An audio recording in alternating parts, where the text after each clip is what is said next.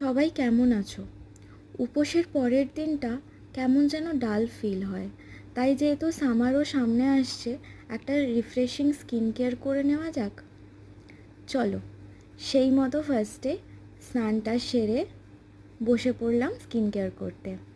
লাগবে একটু চিনি আর একটা শশাটা গ্রেট করে চিনির সাথে মেশালেই ready sugar cucumber scrub.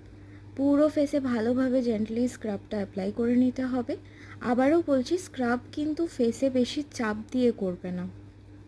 Skin কেয়ারে শশা ইনক্লুড করলে sunburn, active acne, dark circles, hormonal breakouts, blemishes, এই এত কিছুর থেকে সমাধান পাওয়া যায়, ভাবতে পারছো? আর ড্রাই স্কিনের জন্য তো শশা ভীষণ ভালো।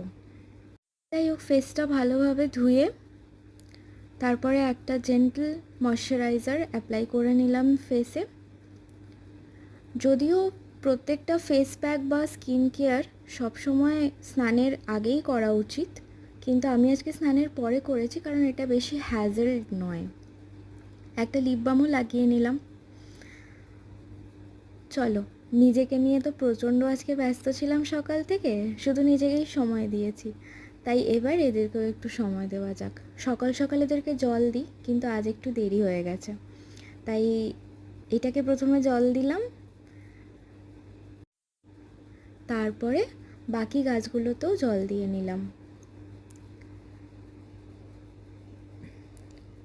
ভিডিও এটুকুই। যদি ভালো লেগে থাকে সাবস্ক্রাইব করো। বাই।